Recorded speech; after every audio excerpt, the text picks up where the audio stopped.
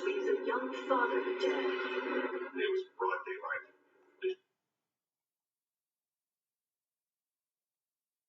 Hey, hi, hello. Okay, I was trying to get it together for you. Okay, this is Snapped, but a different show. Okay, and welcome to Diana Emerson. Today,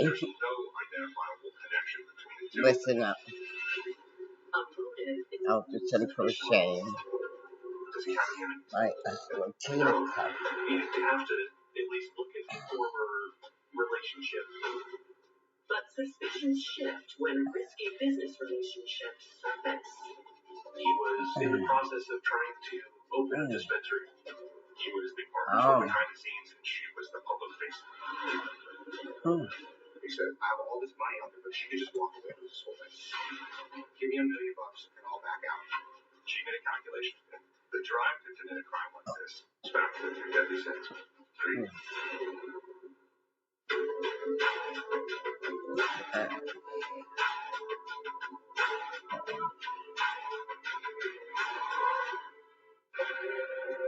July 13th, 2016. Less than 30 miles south of San Francisco, in Hayward, California, it's just before 1 p.m. when an onslaught of 911 calls start pouring into the Alameda County Sheriff's Department. There were multiple callers that was broadcast over through dispatch to report that a man was shot in a busy intersection. It was broad daylight in the middle of the day. There were people everywhere. First responders rushed to the corner of Meekland Avenue and Blossom Way. The first person I seen, I believe, was a motor officer. Onlookers point the officer to a Dodge truck with an unconscious male inside. He was driver's seat, and he slumped forward. He had a gunshot wound to his side. His foot was still on the brake, and the car was still on drive. The responding officer has to reach in and shut the truck off. The first officer checked her pulse, and there was no pulse. He was pronounced dead very quickly. Homicide detectives begin questioning witnesses. Everyone heard the gunshot and looked up in the shooter and immediately took off running. He had a gun in his hand. He runs west towards the railroad tracks. He was African American male, white shirt, blue jeans, tan boots with ball cap on. Some people said it appeared he was wearing gloves. Investigators launch a manhunt using helicopters. K9 unit Florida arrives. The coroner's office was able to grab his wallet, and somebody ran his plate on his car, pulled his name up in the driver's license registry. We looked at his picture. Yes, this is who it is. The victim is 38-year-old Adon Katami, a resident of nearby Antioch.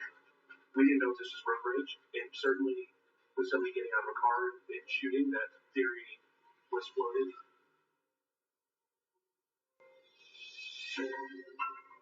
Adon was born on April 13th, 1978, and raised along with his brother and sister in San Francisco. Adon was a very confident, very bright child. He did very well in school. Adon's father, he was a grocery owner. If you knew him, you knew why Adon was such an incredible, strong person, because his father had those similar traits. From a young age, he always pushed himself to strive to be more and strive to be better. As a teenager, Adon was ambitious, but knew his path wouldn't be an academic one. His mother signed off so that he could take his GED, and he passed with flying colors, got very high marks on the GED. He started working for the Sears Company in the washing machine, refrigerator department. Within 3 months, he was their top seller, and he was only 16 years old. So he was already a little entrepreneur at that age.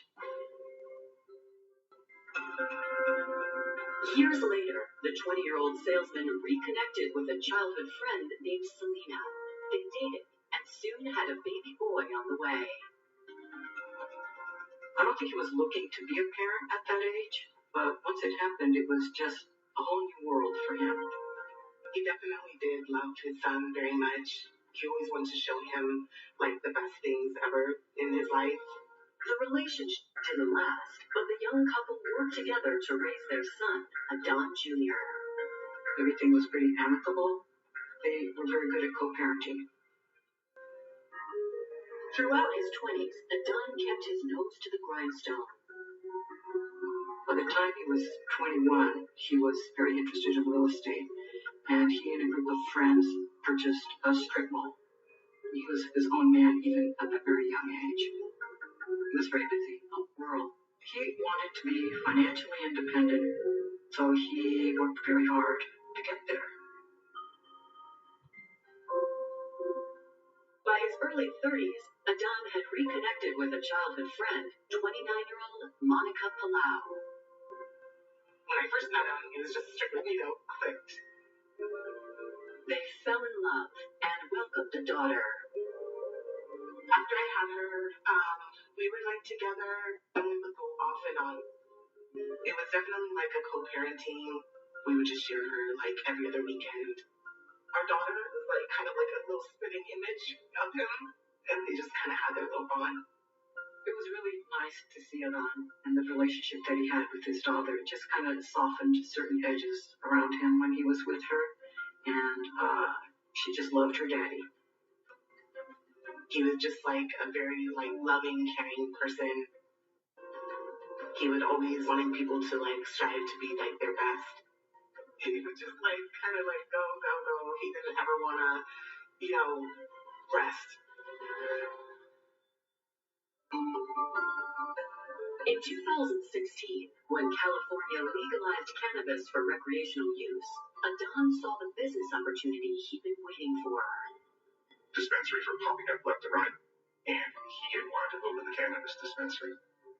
Adon was involved in researching medical marijuana and how he could bring something like that to his community in San Francisco. However, breaking into the wildly popular dispensary business was no easy task. He had to go through the state, the city of San Francisco, having to get signatures for the people that were in the surrounding areas. But Adon was excited about putting in the work to get it open. Then he spoke of how it would be so, beneficial because his children would be well off. But less than a year into planning his future business, Adon's dreams come to an end in a hail of midday gunfire. It's shocking when it happens in the middle of broad daylight, literally in front of families.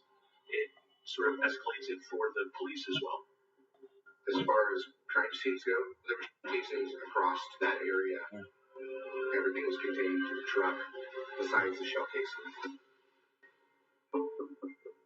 Even for the seasoned detectives, a shooting this brazen is unusual. It was not a robbery because nothing was missing, nothing was taken. The shooter ran up to the car and fired shots into the car and then ran away. The question is why, right? And so everybody thought, oh, this is road rage. Right? Guy got mad and just lost his temper and shot the guy. It was all over the news that day. As the manhunt continues, the liquor store that's right at the corner, I knew from previous experience of working in that area that they have fantastic surveillance.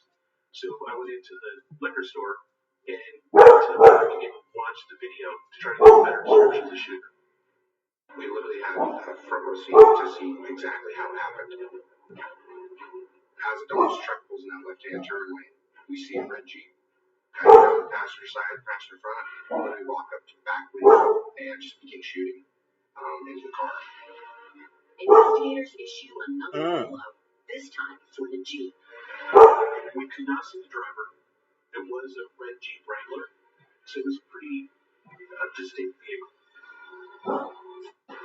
Then, detectives get word that a potential shooter has just been spotted. Detectives were coming down one of these, meandering streets. You see this black male kind of lightly jogging down the sidewalk.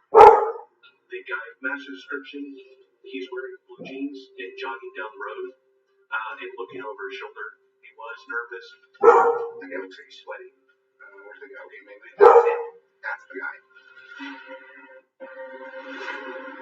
Coming up, a tight-lipped suspect makes a bizarre request. He asked if he would go straight to death row. He didn't want to spend a lot of time in prison. Later, detectives uncover a high-stakes business venture. He said, I think I'm going to get screwed in this deal.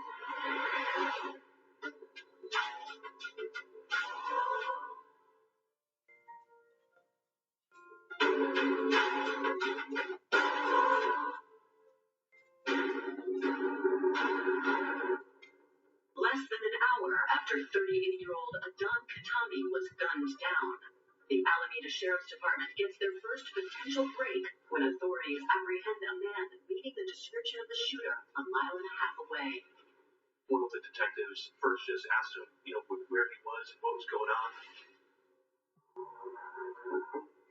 The man identifies himself as 46-year-old Johnny Wright. The officer kind of does a charity first on. He feels like a ball of something in his pocket. And he was like, hey guys, what is this? He said it's gloves. That's when some of the witnesses start showing up. He was detained at that time, but identified with the suspect who's wearing gloves. Johnny was handcuffed and he's detained so that we could either include him or exclude him as being a possible suspect. The officers request eyewitnesses complete a field lineup. We can't move the suspect, but he can be detained temporarily. There was a few people think that's the guy. With several witnesses IDing Johnny as the shooter, police prepare to take him in. But then, the officer overhears a conversation in the back seat. And an officer runs around the car. Johnny hangs up the phone. He's like, hey man, you can't be having your cell phone talking back here. He takes the cell phone. At the station, the officer hands the phone over to detectives as evidence. They question Johnny to find out who was on the receiving end of that phone call, but he quickly takes their interview in an unexpected direction. He has admitted the death penalty, and if there's a district attorney present, that could essentially write up a plea agreement at that time where he would go straight to death row because he didn't want to spend a lot of time in prison waiting to be executed. We said, well, this is California, we don't use the death penalty here, so, that's not going to happen. He's like, if you can't do that, I'm not doing anything. I'm done talking. It's not like you interview people on the regular that are just like, oh, I'll sign up for confession, and yeah, I want the death penalty. It's like, where did this come from? Johnny Wright is the only person I've ever interviewed that has asked for the death chamber on day one. We told him he was under arrest for murder. The fact that Johnny offered to sign a confession appears to detectives to be an admission of guilt. His interview leaves investigators with few answers. What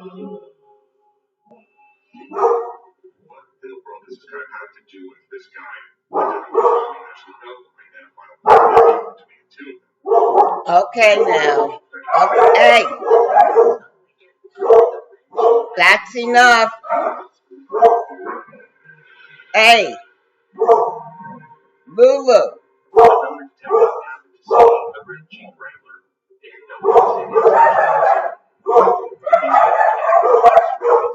I don't believe it. Okay, that's it. I said that's enough.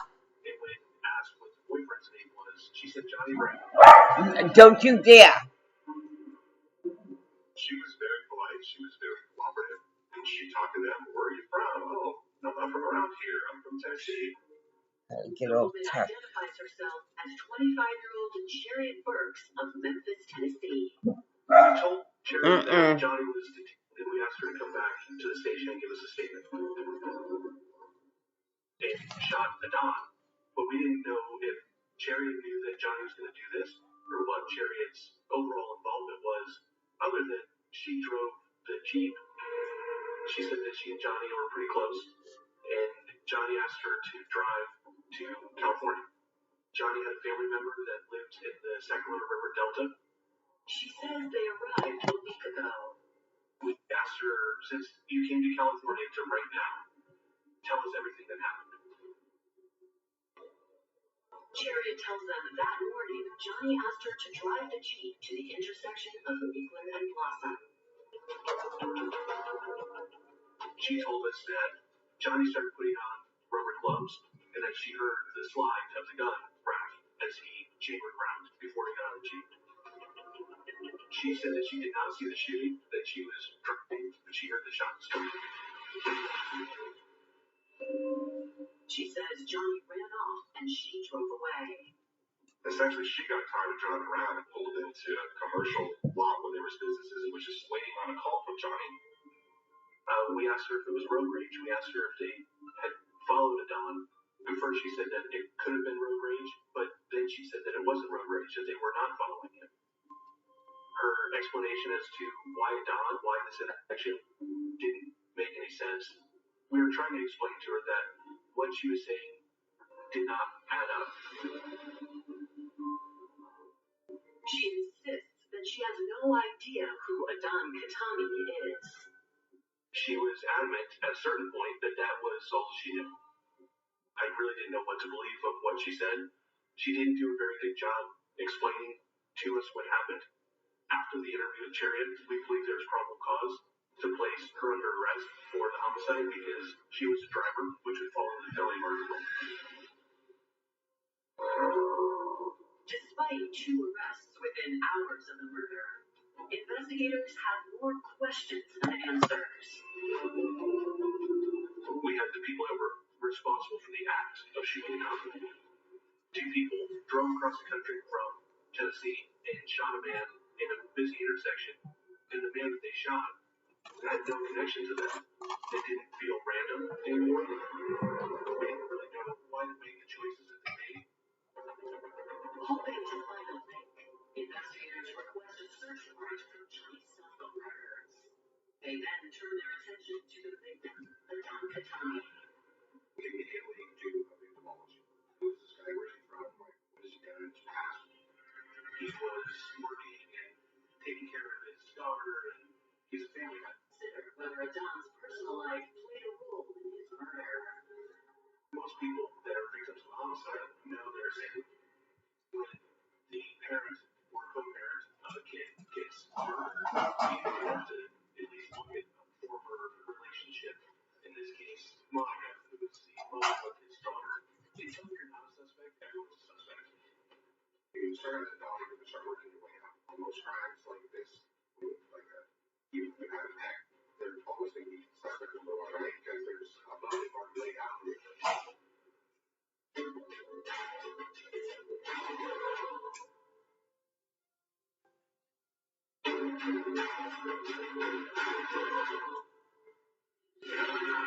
Within a few hours of the murder of Adon Katami, investigators had 2 suspects in custody: driver Chariot Burks and alleged shooter Johnny Wright. It seemed like what happened to Adon wasn't random. There's some sort of connections to the assailant. So then we started to look into connections to Adon. Detectives reach out to Monica Palau, the mother of Adon's 4-year-old daughter. I told you what happened. Please just let me go home and then we'll come to you, like, later. We wanted to see where she was at that time and to see how she reacted to our interview. So we went and we talked to her at her home. Monica shares a chilling revelation about the day of Adon's murder. When we interviewed Monica, she was the one that told us that he was on the way to retrieve her daughter. That morning that he passed, I got a call from one of his friends, and they were just like, have you talked to Adon?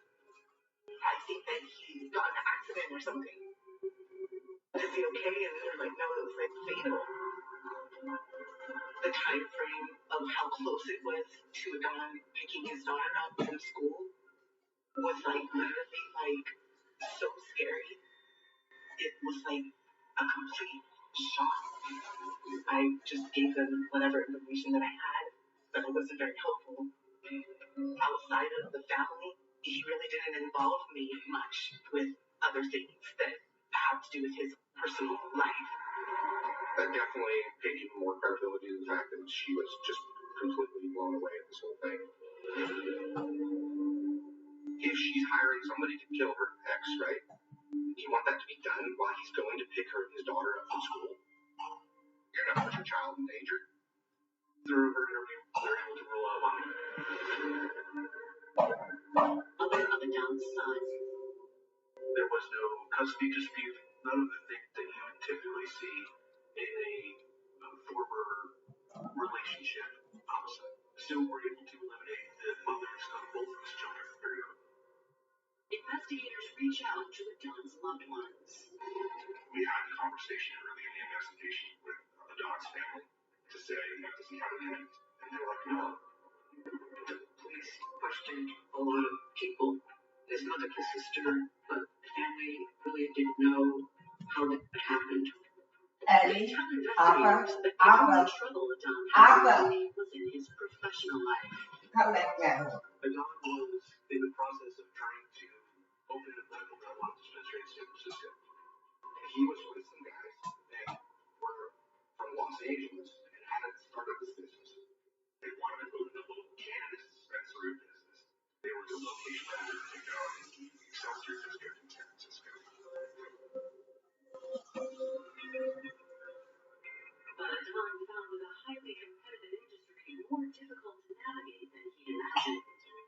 The laws in California are very strict, and you have to really know what you're doing. In San Francisco and other counties, you need to get a conditional use permit to open a marijuana dispensary.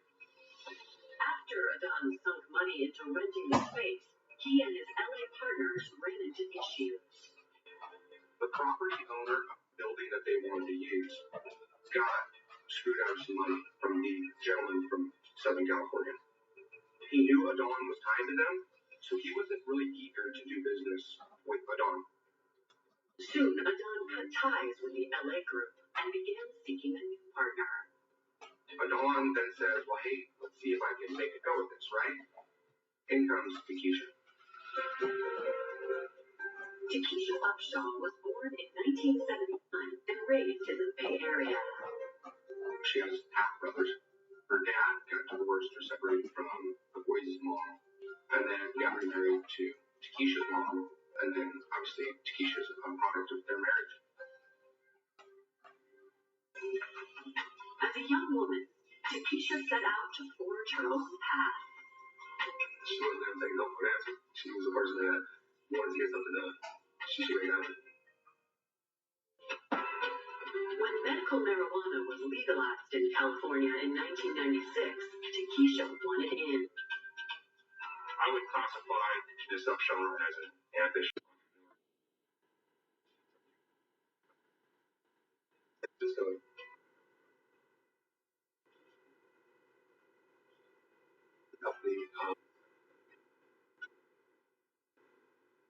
Networking would be key to her success.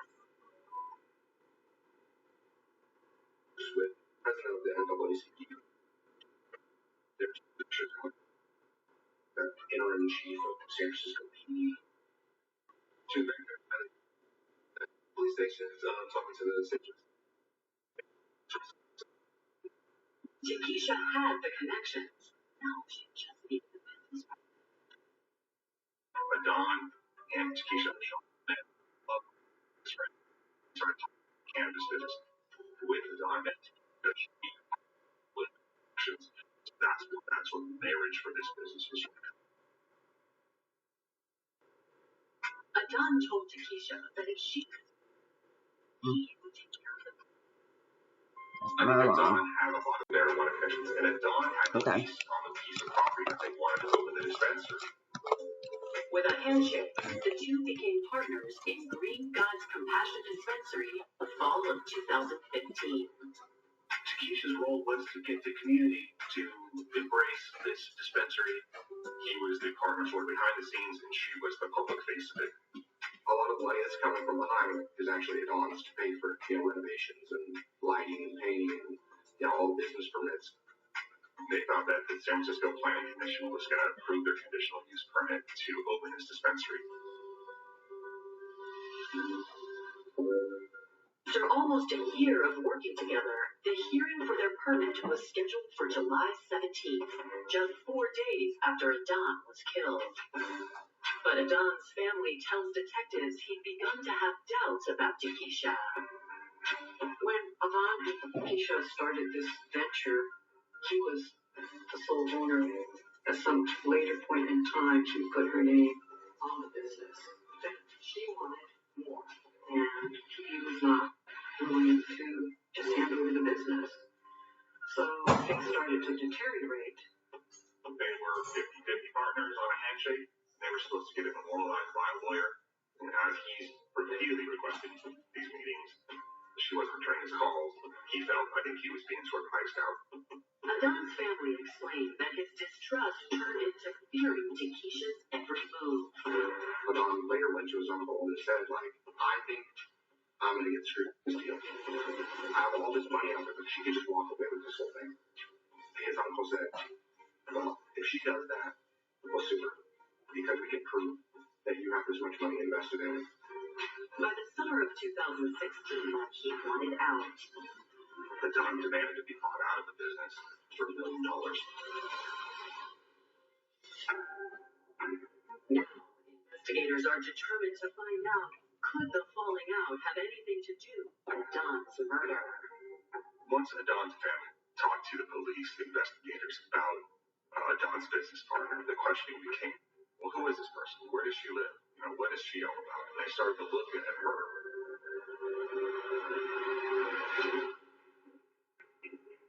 Investigators now question if there's any connection between the shooter, Johnny Wright, and Takesha Upshaw.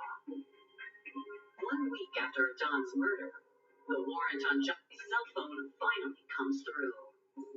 Johnny's phone is a burner phone. When it's not registered to anybody, it appears like it was just activated 10, 15 days earlier. There's very, very few text messages. And the person that they're texting is this 530 number. 530 is from area code from Northern California. So, write a search warrant for the 530 number. This is also the burner phone. Investigators trace the location of the calls made from the second phone.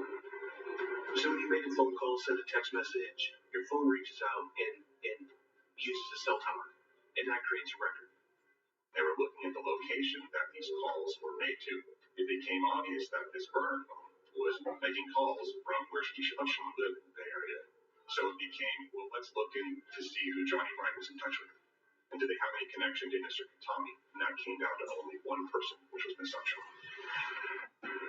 Coming up, detectives suspect Takesha has a more illicit business venture. The thieves are groceries that you loaded in the dump bag, right? Will a sting finally yield answers?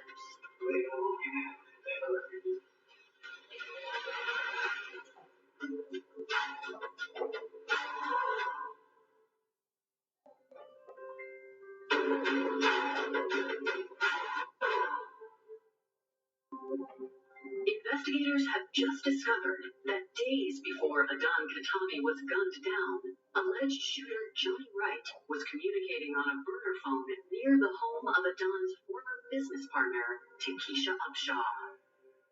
Johnny's burner phone was very close from cell towers from Miss Upshaw's house, and sometimes zeroed in on her house. On August 1st, investigators obtain a warrant to surveil Takesha's home. For the next several months, they keep a close eye on the budding entrepreneur. At that point, we can only speculate. The thieves are groceries that he loaded in a duffel bag, right? And we thought most likely probably drugs. But we were dealing with a bigger crime here than drugs. They have a murder here. Conspiracy to commit murder. As the surveillance continues, detectives find a possible connection between Takesha and Johnny Wright. What I found out is that Takesha's dad, portion of the family, was based out of Tennessee. Johnny was also from Memphis. Connecting Takesha to Tennessee was a big moment. That was definitely an aha moment. Like, okay, now it's making sense.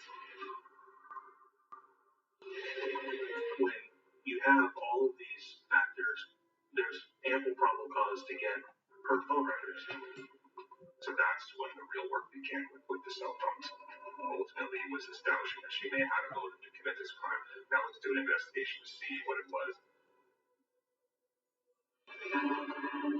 With the remaining questions on motive, detectives use cell records and spot a clear connection between Takesha's personal cell phone and the burner phone used to communicate with Johnny Wright.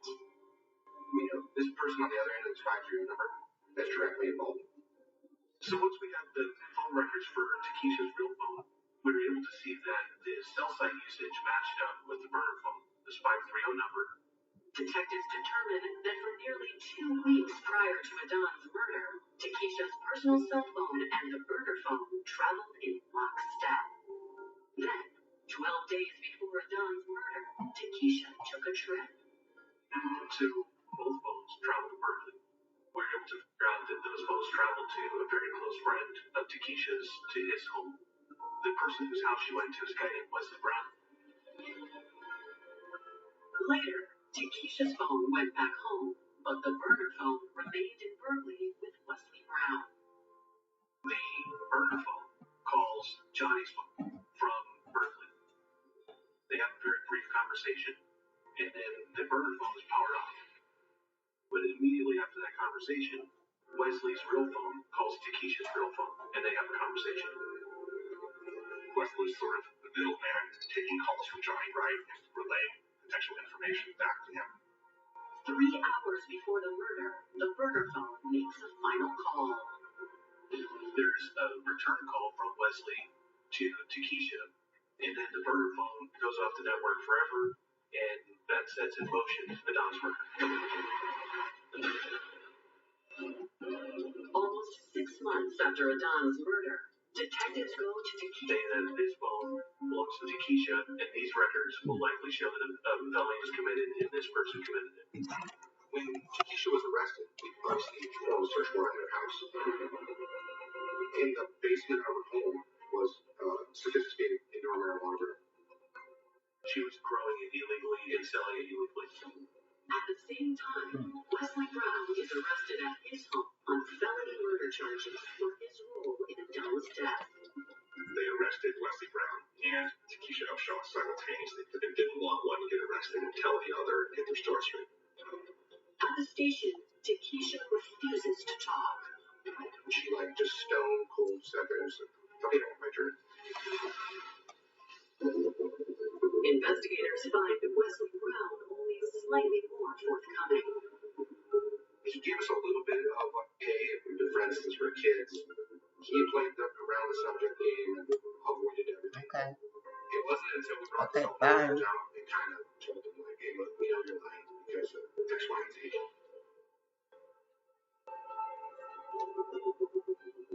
Working off a hunch that Wesley and Takesha might talk to each other, detectives place them in neighboring cells, along with a recording device. Neither Wesley nor Takesha knew there were recorders. We were hoping that he would talk to her. Are they wrong? Yeah. So it was long? I have no idea. They're not going to murder her. Why? Let me get long.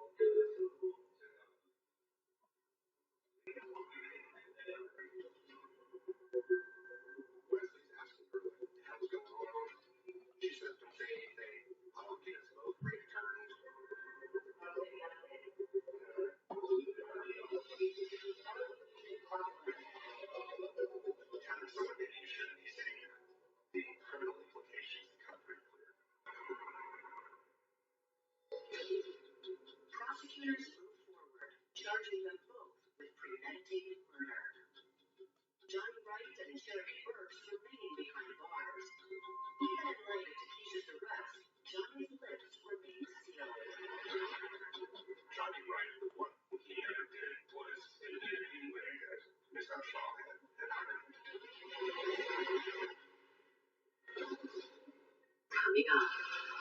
jury be swayed by Takesha's charms? Submitted pictures of her with a lot of who's who of San Francisco. And a tragic twist comes out at trial. She had the Don killed or a business that was worth nothing.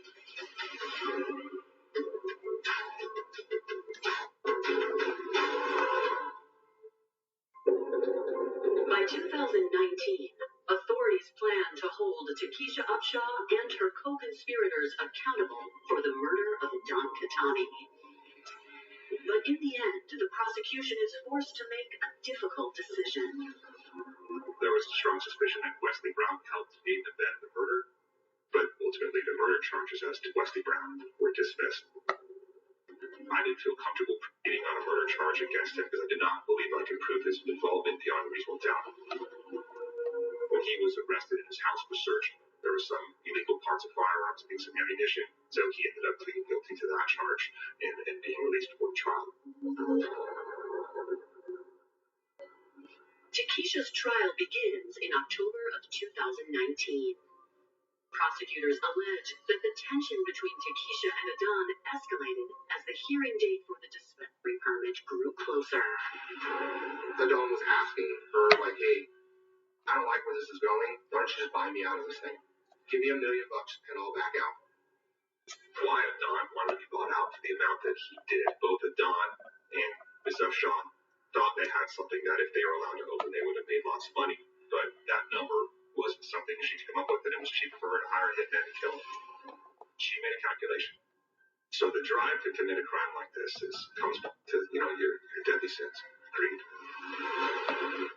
convincing yourself that you're going to have this successful business and not wanting to share it with anybody. Prosecutors argue that Takesha turned to her connections in the Memphis drug world to find a hitman. Takesha was communicating with somebody in Memphis, and that person was heavily in touch with Johnny's fathers. So there was somebody in Memphis that was a connection between Takesha and Johnny. The single biggest part of this case that linked Takesha to Johnny was the phones. It was the burner phones along with her real phone. Then, prosecutors drop a bombshell. They reveal that just days after Adon's murder, Takesha got news about the much-anticipated permit. The planning commission ended up ruling 7-0 against opening this dispensary. This particular location literally was 2 doors down from a neighborhood where young kids go to school. And at the planning commission meeting, the neighborhood came out in force to speak out against this dispensary.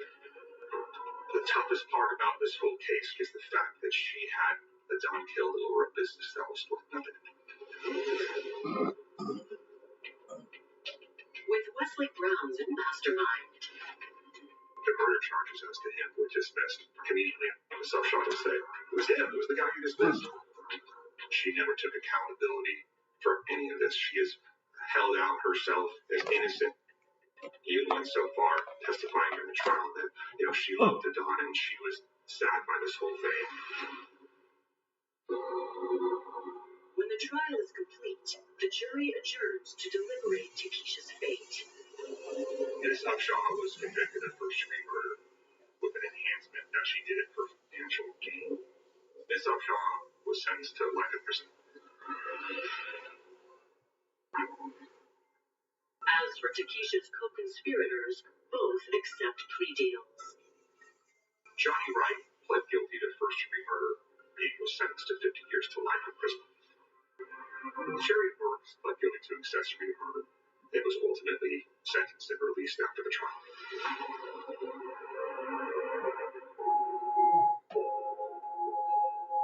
Adon was taken from his family, from his children, from his friends, his community. For what? There was nothing to gain by it at all. It just changed our lives in such a big way, and it was just so unnecessary. It's just been devastating, But he's still here with us. It's okay. He's strong, so he definitely has been with us.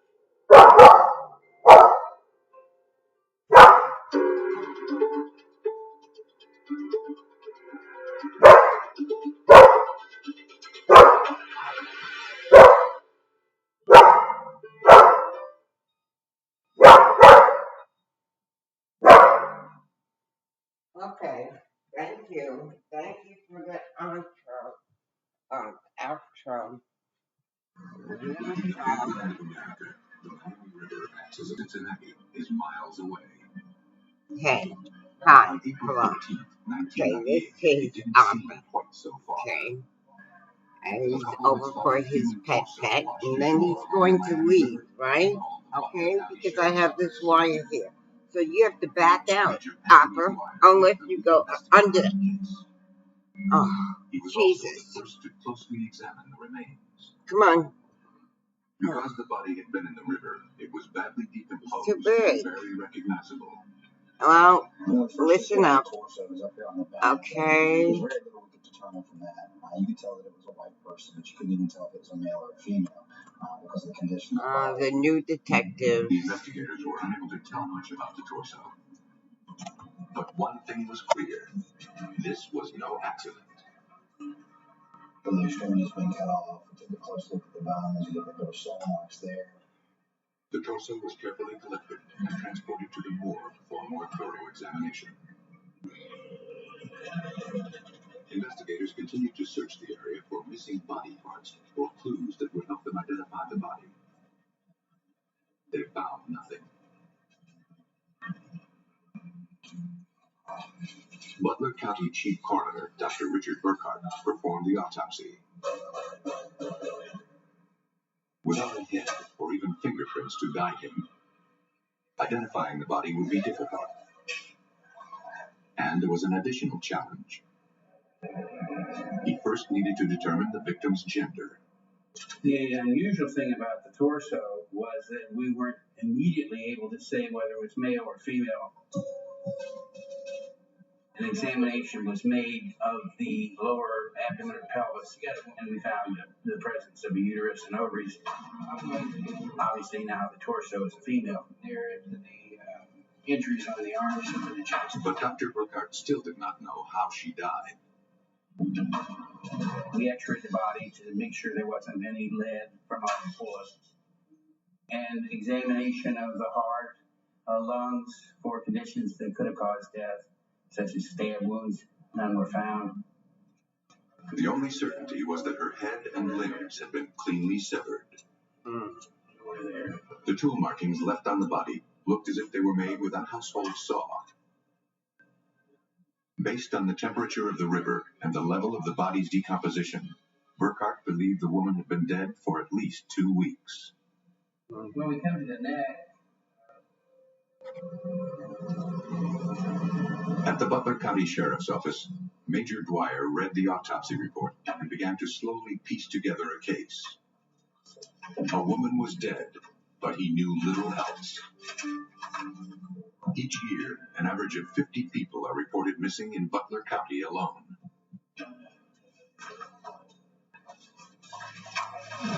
Our first priority was to try and identify the body. Then the subsequent part is obviously it's a homicide or some kind of abuse of a corpse where they've cut somebody up. It's going to be a long run to even try and identify. If Major Dwyer hoped to ever identify the woman, he needed more information. To narrow the search, investigators turned to Dr. Elizabeth Murray, an anthropologist at the College of Mount St. Joseph in Cincinnati. One of only 50 certified forensic anthropologists in the country, she is an expert in analyzing skeletal remains. After boiling the bones to remove the flesh, Dr. Murray examined them to establish the victim's approximate age. Because the chest of the torso was slight in build, she could not rule out the possibility that the victim was a teenager. However, a closer examination of the collarbone, ribcage, and pelvis showed otherwise. When I came up with a rough age range of probably 25 to 45 years of age at time of death, and I felt that she was probably somewhere right in the middle of that age range. Dr. Murray next began the difficult process of determining the victim's height. Normally, you would measure long bones, such as one from the legs, but in this case, we didn't have those. I had to use some unusual methods. I had to take the clavicle from the torso, measure it, and try to come up with a stature based on that. And that isn't a bone that directly contributes to your stature, so that method was a bit unusual. Dr. Murray concluded the victim was taller than average, between 5'6" and 6'1". Although the physical description was vague, it gave Major Dwyer a definite lead. Torso only recovered. He resumed his search where he had started it, back at the river. Major Dwyer searched databases of missing persons reports starting 20 miles upstream. From the Hamilton area north along the Great Miami River, the river runs to the south, so we figured the body was placed somewhere north of Hamilton. They got a hit. 14 miles upriver, a woman from Middletown, Ohio, was missing. Requesting all missing. She fit the physical description, both slender and taller than average. We found several missings from north of Hamilton. We started individually pulling those reports, and we located this one missing that was Cheryl Durkin. So we started focusing on her. She fit the bill as the best possible missing person to match what we had. At the Middletown Police Department, Major Dwyer met with Detective Frank Hensley. Detective Hensley headed up the missing persons investigation on Cheryl Durkin. Cheryl's sister, Carla Edwards, reported her missing on March 20th, 3 weeks before the torso was found. The sister was really concerned at that time because she hadn't checked in with her, and it was out of character for her not to do that.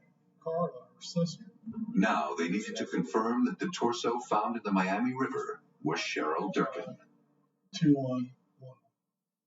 I'll give her a call and go and talk to her and see. Since neither dental records nor fingerprints could be used for identification, investigators turned to DNA for confirmation. In the lab, researchers compared 2 DNA samples, one from Cheryl's mother and the other from the victim. They matched. Cheryl Durkin was no longer a missing person. She was now the victim of a homicide. In hopes of tracking down her killer, investigators needed to learn as much about Cheryl's life as possible.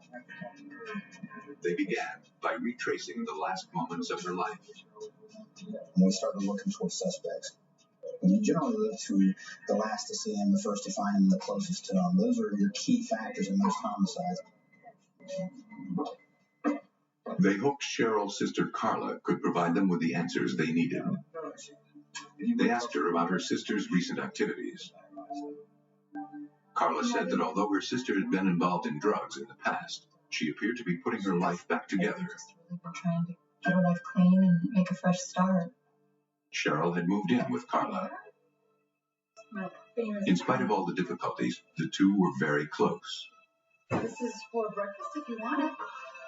She told police that just before they discovered her sister's torso, she received a phone call from a man named Scott Rothwell. Rothwell asked her if Cheryl's body had turned up yet. He also made comments about her being cut up in a barrel someplace. You know everything, and if you think of anything else, give us a call, and I'm sure we'll get to you. Thanks. Thank you very much. This information quickly made him the prime suspect. A criminal background check indicated he had been arrested several times and accused of domestic abuse by his former wife. He lived close to the river. There were some other attributes there that started to make us look very closely at him as a potential suspect. Mr. Rothwell lives in the city of Middletown. He was a close friend of Cheryl. She'd spent some time at his house. She called him quite frequently. Come on in. Have a seat. Major Dwyer brought him to the Butler County Sheriff's Office for questioning. Hey, Scott. Appreciate you coming in. Rothwell explained he'd heard rumors that a local drug dealer had killed and dismembered a woman fitting his friend Cheryl Durkin's description. Couple 3 years. He didn't know the man's name, but he agreed to help in any way he could. I'll show you something. When we first targeted Scott Rothwell as a suspect, one of the first things we did is we pulled his phone records. That enabled us to track phone calls that she had made to him and isolate when she was still alive. Then any known call ended at about February 24th of 98. And that helped us narrow down a time frame as to when she probably disappeared. The last phone call Cheryl made to Rothwell was from a payphone on Garfield Avenue. He explained that Cheryl frequently called him from that payphone. Because she didn't have a car, she relied on friends for rides. Dwyer believed his story. He was a pretty stand-up guy. He came forward, cooperated. He helped us quite a bit with the phone records. I tell you what, Scott, I appreciate you coming out. I know it's been a long day. So as the case unfolded, he became less and less of a potential suspect. The investigators were convinced Scott Rothwell was not a killer. Even with more information, it amounted to nothing more than an unsubstantiated rumor. They were no closer to solving the Cheryl Durkin case than when they began. Her killer, a person capable of extraordinary cruelty, was still out there. In Ohio, a vicious killer had murdered 34-year-old Cheryl Durkin and cut her body to pieces. Her torso had washed up on the shores of the Miami River. The victim's head, as well as her arms and legs, had not been found.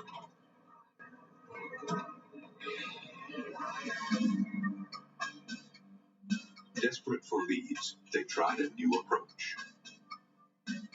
Cheryl's remains were sent to Dr. Stephen Sims at the University of Tennessee Regional Forensic Center.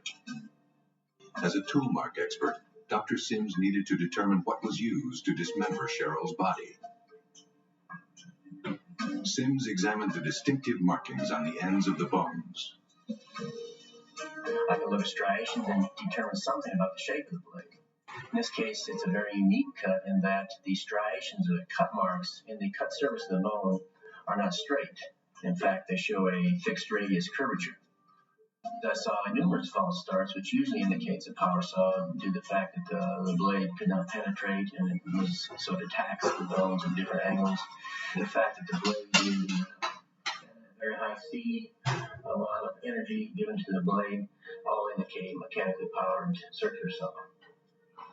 It would have been difficult to cut through bone and tissue with a circular saw. Dr. Sims believed they were dealing with a brutal killer who would do anything to hide his crime. The doctor's theory provided investigators with new insight into the person they were looking for. News of the homicide outraged the citizens of Middletown. Okay. The police department was flooded with tips from anonymous callers. One woman agreed to meet with investigators, but she was too scared to come into the police department. Okay. She'd heard rumors that a local thug named James Lawson was responsible for Cheryl Durkin's death, I have her numbers. and that he had hidden her body parts in his sister's garage. And I mean, I've seen them around. The sister's name was Rachel Zimmer. I've seen them The woman around. knew both Cheryl and Lawson. She had seen them together on more than one occasion. Yeah. Although the story seemed outrageous, police believed the young woman and obtained permission to search Rachel Zimmer's garage.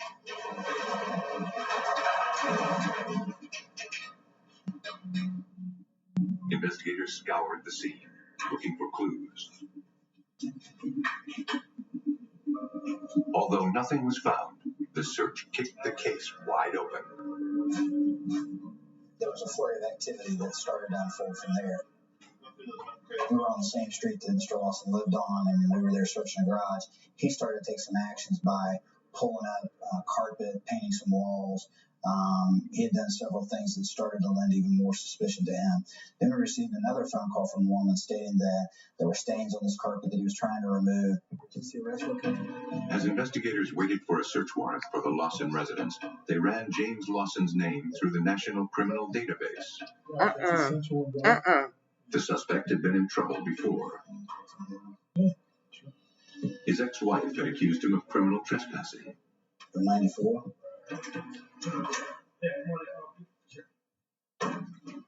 Major Anthony Dwyer and Detective Frank Hensley served James Lawson with a search warrant.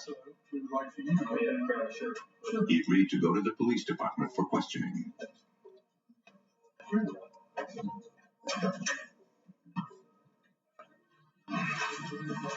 He's got that.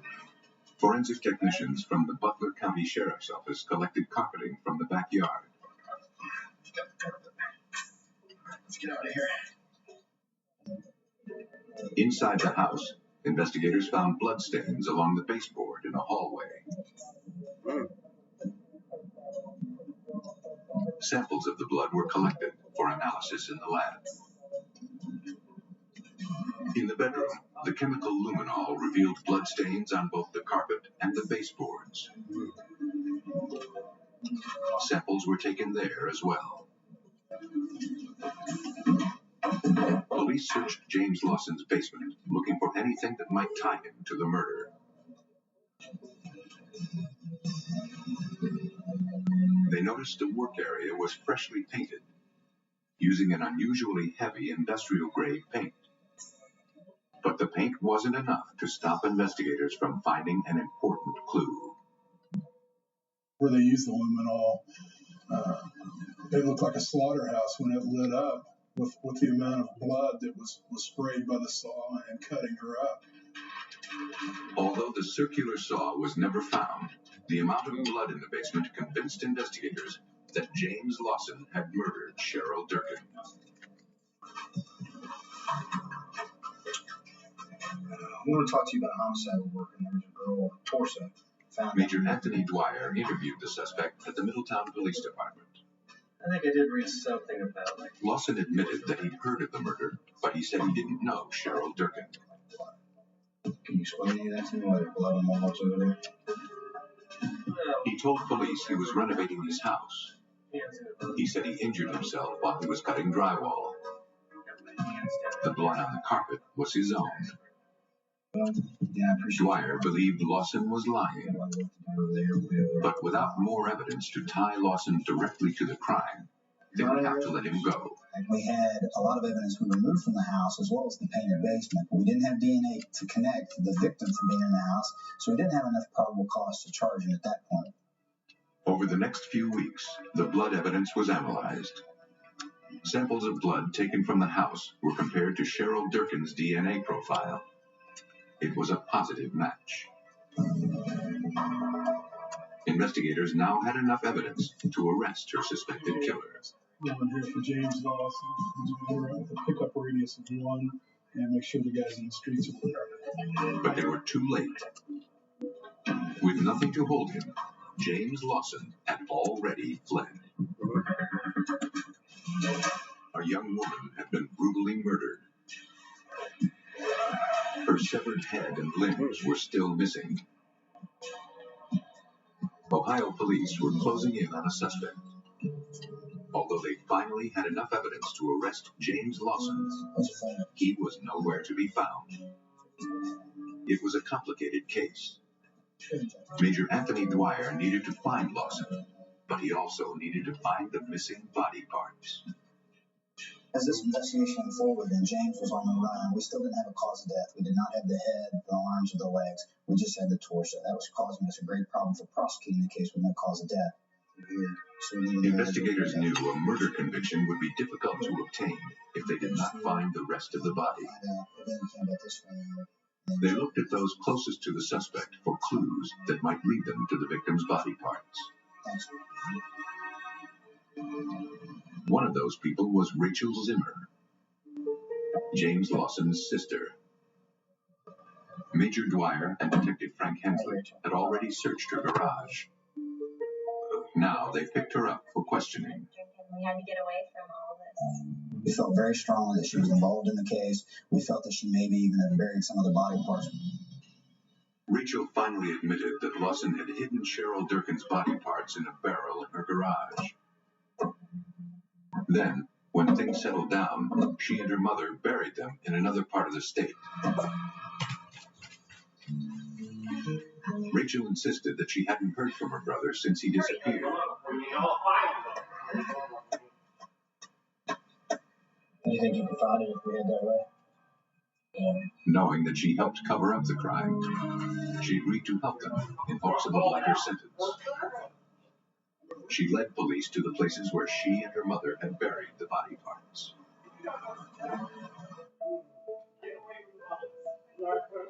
We parked in a very secluded area and walked back into the woods. There was a trail. She looked back up at the roadway and could tell about how far she walked when she buried the parts. This presser is right here. Right there. Yeah. There, the investigators found a skull buried in a shallow grave. We did some light digging and were able to uncover the top of Cheryl's face. As we brushed it earlier, you could see the enamel on her teeth kind of lit up. And then we stopped at that point to bring in the forensic anthropologist, Dr. Murray, to do the complete excavation. Yeah, Susan Cherry, yeah. Go ahead and put an all page up for the detectives. We need some people up here to secure this area. Backed by a team of anthropologists and police officers, Dr. Elizabeth Murray excavated the rest of Cheryl Durkin's body.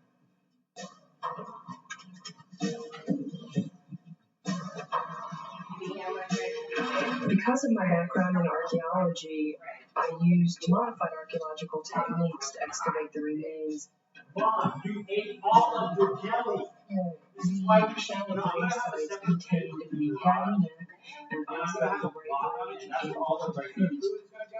You're gonna only have up in this fridge unhealthy food that you should be. After processing the remains, Dr. Murray examined the skull to determine the cause of death. There were at least 4 impact sites to the skull. There was some damage to the region of the cheek that extended across the nose, and that could have been 1, maybe 2 different blows to the face. And there was a sharp margin here at the edge of the nose that looked like the weapon had some kind of an edge to it.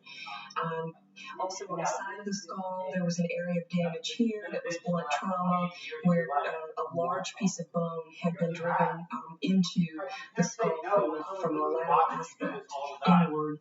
And then a small lesion behind the ear here where something had impacted the skull from behind. So obviously the person was battered with some kind of blunt object. The lab tests confirmed the suspicions of the investigators. The DNA evidence obtained from the torso, the skull, and the limbs all matched. They all belonged to Cheryl Durkin. Now, police turned up the heat on one of the people who helped Lawson dispose of the body, his mother. 46-year-old Susan Abdow was arrested at her home on September 1st, 1998.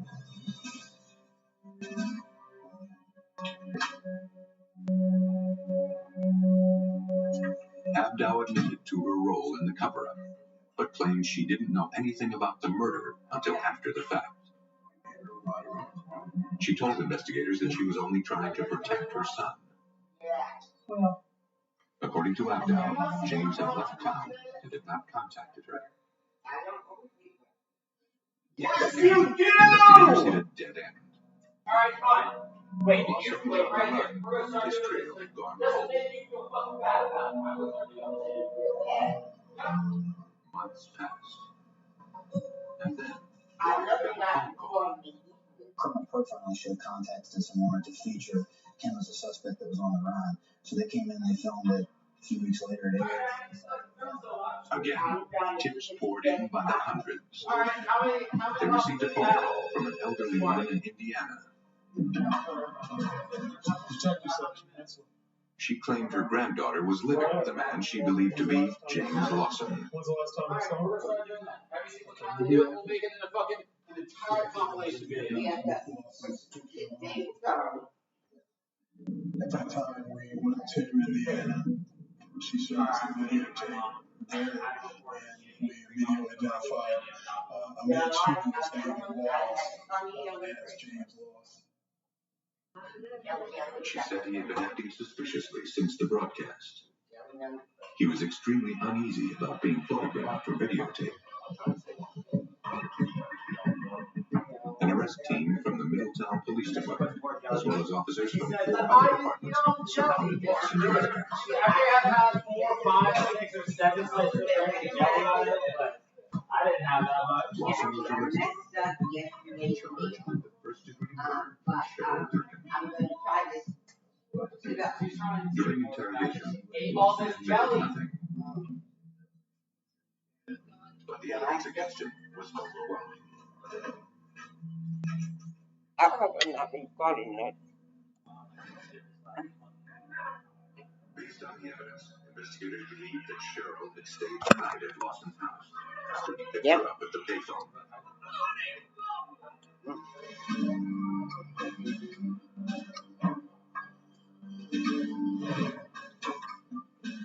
The couple argued, Lawson lost his temper, and Cheryl paid a tragic price. He then dumped her body in the Miami River, hoping it would disappear forever. Oh, really? On December 13, 1999, James Lawson was convicted of the murder and dismemberment of Cheryl Durkin. He was sentenced to 21 years to life for murder, evidence tampering, and gross abuse of a corpse. James Lawson believed destroying the identity of his victim would mask his guilt. But a relentless investigation and solid forensic evidence exposed his brutal crime. In Southern California, investigators faced an equally disturbing case.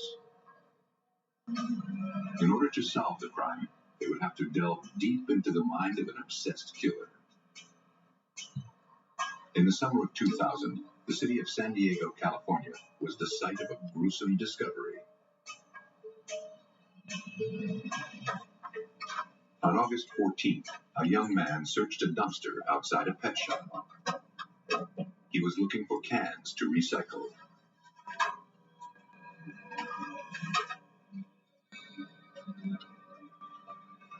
Inside a paper bag, he saw something that startled him. It looked like a charred finger. Okay.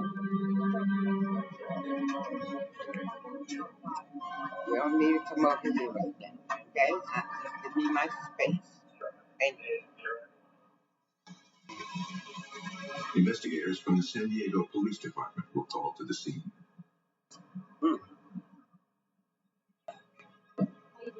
They questioned the man who called in the report. He said he was collecting aluminum cans when he found what he thought were fingers. Stay right here. Stay right here first.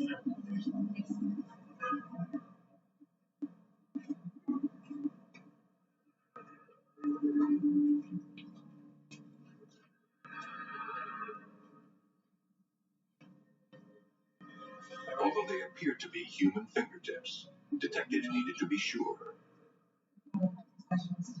They called in experts to analyze the findings.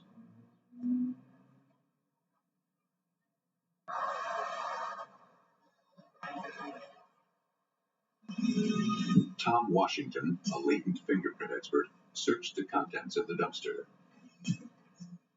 To avoid contamination, he isolated each piece of potential evidence on white lab paper. He knew immediately they were dealing with something highly unusual. Well, right off the bat, we could tell they were human fingertips because they had the fingernails on them. He found 8 fingertips in all. Investigators sifted through the dumpster, careful not to disturb any evidence. Along with the fingertips, they also found a number of other items, including a pair of bolt cutters. On the cutters, they noticed a bar-coded SKU number. Police believed it could lead them to the store where they were purchased. And perhaps the most chilling was a page of handwritten notes that outlined the crime step by step. There were some papers that had different things written on, kind of a to-do list. Things like rent a vehicle large enough to extract a body, time off from work, console with the victim's grieving family. Basically a schedule of things that the murderer had planned on doing. The evidence in the dumpster pointed to a crime that had been carefully planned and then brutally executed. Whoever did this wanted to make sure the identity of the victim remained a mystery. San Diego police were facing a complex case. Sergeant Bill Holmes knew it would not be easy. Well, initially we didn't have any leads. When you have no idea where your crime scene is or where the rest of the body is, that's a tremendous challenge. Investigators hoped the crime lab would find more answers. Forensic expert Tom Washington examined the fingertips. The main challenge was identifying the victim. We had the fingertips, but we didn't know who they belonged to. But the tips were so badly charred, a readable fingerprint would not be possible. Police knew they would need more information if they ever hoped to find out where these fingertips came from and how they ended up in the dumpster. 8 human fingertips had been found inside a dumpster in San Diego. Who they belonged to and how they got there were anybody's guess. Police looked at items found in the dumpster for clues that might lead them to the killer. At the San Diego Police Crime Lab, the bolt cutters were examined by forensic specialist Sean Monpetit. Investigators suspected they had been used to cut off the missing victim's fingers. When I looked at the bolt cutters, I noticed what appeared to be small pieces of parent tissue on the cutting surfaces. It was determined to be human and saved for DNA analysis. But no fingerprints were found on the item. Investigating further, police hoped the bolt cutters would yield more clues. Using the SKU number, Detective Bill Holmes set out to see who purchased them. So I sent detectives to some stores in the area. We were able to locate where the bolt cutter was purchased, a hardware store in the area. The bolt cutters were purchased with a credit card. But because of the time of day when we got the information, we couldn't access the computer to find out who that credit card belonged to. We had the number, but we couldn't find out at that time who it belonged to. The investigators noticed an additional charge on the credit card. The same person who purchased the bolt cutters also rented a carpet cleaner. In doing further checking, we learned that that credit card was used to pay for the rental of the rug doctor at the same store. But for the rug doctor, he had to fill out and sign a rental contract. The name on the rental contract was Kelvin Parker. Police now had a solid lead to track down.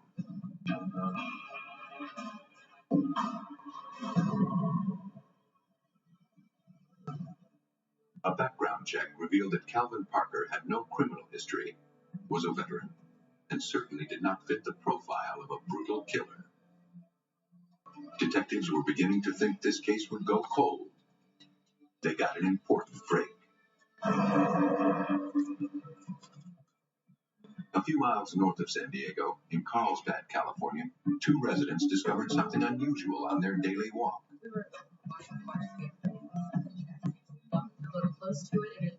Although it was an ordinary trash can, the lid had been secured shut with duct tape.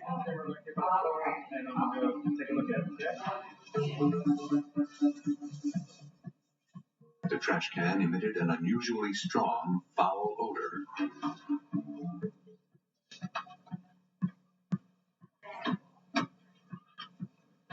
The officer carefully opened the trash can and discovered the body of a woman. I need a coroner's van to 5000 Christopher Street. At the San Diego County Medical Examiner's office, Dr. Christopher Swalwell examined the victim, a white female in her early 30s. The level of the body's decomposition put time of death somewhere between 1 and 3 days earlier. She was naked except for a scarf around her neck. Since his office had been notified of the findings in the dumpster, Dr. Swalwell knew what to look for. The fingers were all missing. So that's when we sort of put 2 and 2 together and worked under the assumption that those 2 were related.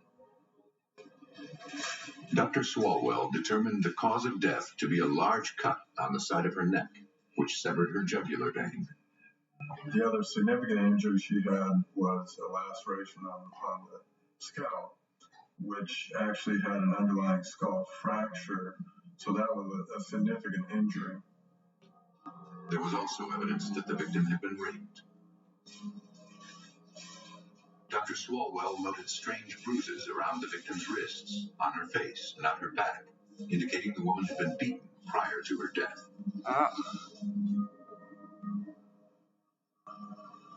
At the same lab, Dr. Norman Sperber, a tool mark expert, was called in to examine strange markings on the victim's body. He believed the killer had handcuffed the victim behind her back, and that the cuffs had left the deep marks on both her wrists and on her back. We took out some handcuffs from property down at the San Diego Police Department.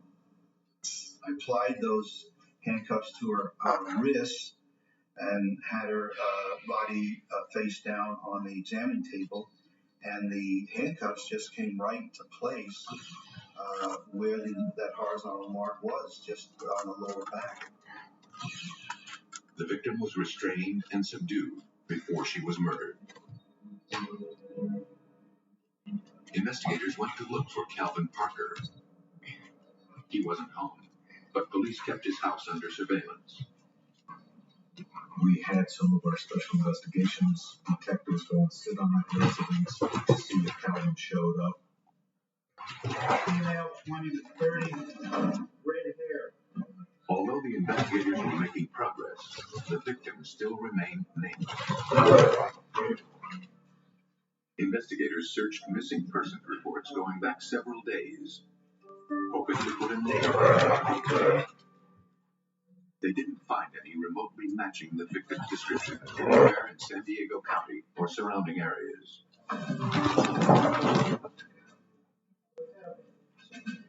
As news of the grisly homicide hit the streets, people came forward with information. One witness lived in an apartment facing the dumpster. She had seen something the night before the fingers were discovered. Hey, you two. She said that she saw a truck up to the dumpster. A black male exit the truck and throw a couple bags into the dumpster, and then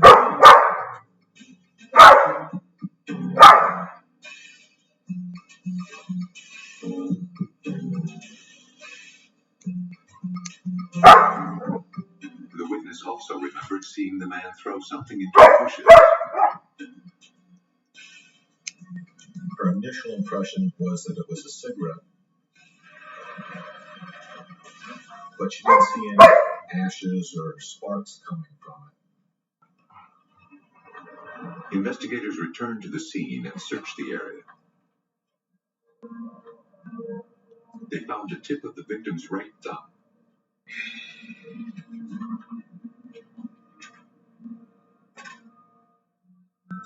The tip was taken to the San Diego Police Crime Lab. Tom Washington performed the examination. The print had enough ridge detail to capture a clear print. But after running it through the database and coming up empty, they still had no one to compare it to. Sergeant Holmes focused detectives on their newest lead, the rental truck spotted by the witness. With that information, sent a detective to check the rental agency that handles that brand of truck. Agencies are several in the San Diego area, and the detective eventually found an agency in the Mission Valley area. The name on the rental contract was one they had heard before, Calvin Parker. Investigators confiscated the truck and took it to the impound lot. The chemical luminol revealed a circular bloodstain. Someone had been bleeding inside the truck, and police believed it was their victim. After a frustrating start, with nothing to go on but discarded fingertips, San Diego police now had enough evidence to arrest a suspect in the murder of a young woman. Although they now had a readable fingerprint, she was yet to be identified. Investigators have found a ring of blood in a vehicle rented by Calvin Parker, a man whose name came up early in the investigation. At the San Diego Police Crime Lab, Sean Montpetit compared the tissue on the bolt cutters to the victim's DNA. DNA analysis of the tissue revealed that it was in fact tissue from the victim. He then compared the findings with the blood in the truck. Both the blood and the flesh on the bolt cutters matched the victim's DNA. Police now had the direct evidence they needed to obtain a search warrant for Calvin Parker's apartment. Detective Bill Holmes led the team. We have enough information to believe that Calvin was responsible for this crime and that it probably happened, it probably occurred where he lived. So we obtained a search warrant to search that residence and search his person.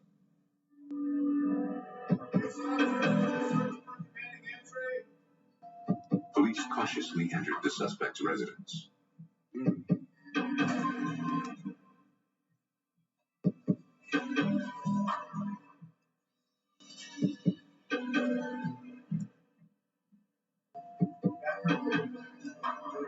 There was no sign of him, but as they began searching, investigators found clues that made everything fall into place. When we entered the apartment, we weren't sure who our victim was. We didn't know a name. We were sure that the Carlsbad body belonged to our fingers, but we had no idea who she was until we entered Calvin's apartment. And then we found her pictures and found her identification card.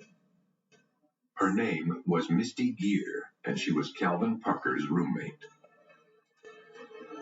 Investigators would spend the next week working 18-hour shifts to recover over 100 pieces of evidence. Well, we found a variety of notes and documents. In the kitchen, we found some credit card applications using Misty's name.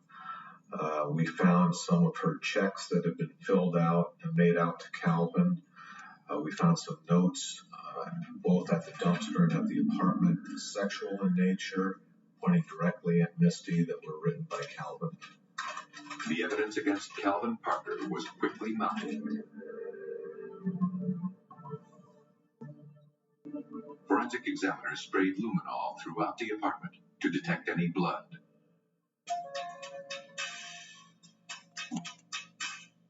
Although the carpet had been recently cleaned, massive bloodstains led from Misty's bedroom into the bathroom.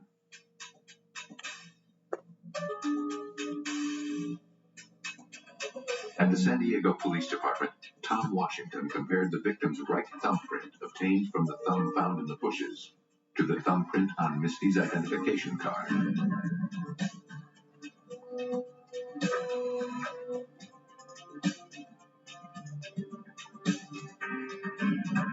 The two prints matched. The victim was positively identified as Misty Gear.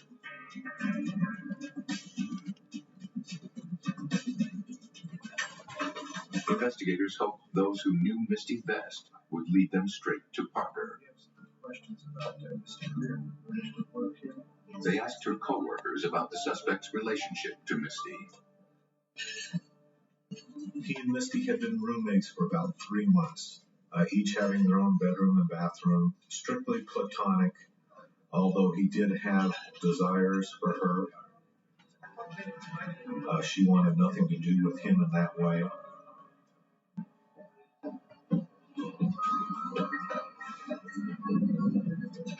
Police now had a motive. Calvin Parker was obsessed with his roommate. But they still needed to find the missing suspect. The apartment was still under 24-hour surveillance. On the morning of August 15th, Calvin Parker stopped by his apartment to pick up his mail.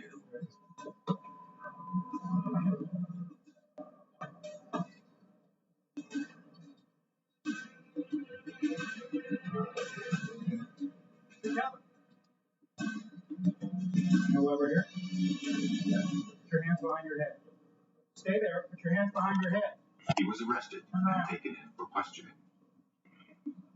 We found the girl's fingers in the dumpster. In the interrogation room, police confronted Calvin Parker with the overwhelming evidence they had compiled against him.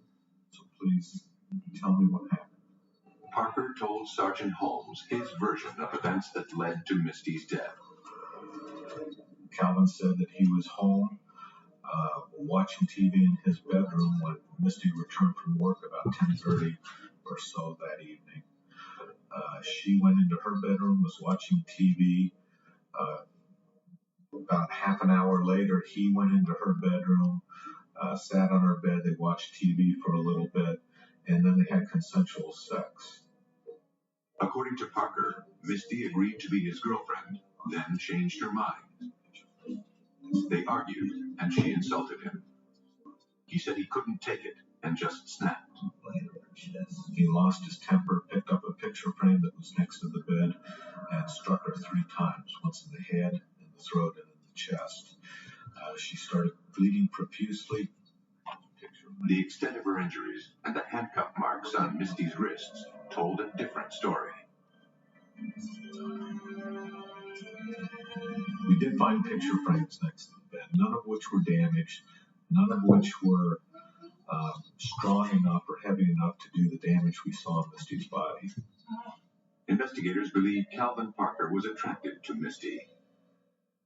When she didn't return his affection, he grew dangerously obsessed and attacked her while she slept. He then dragged her body into the bathroom, where he cut off her fingertips to destroy her identity. On July 17, 2002, Calvin Parker was found guilty of first-degree murder and sentenced to death. Okay. Murderers will go to extreme lengths to avoid prosecution, destroying all traces of the crime and their victims. But even the most careful killers cannot anticipate the precision in which forensic science will unearth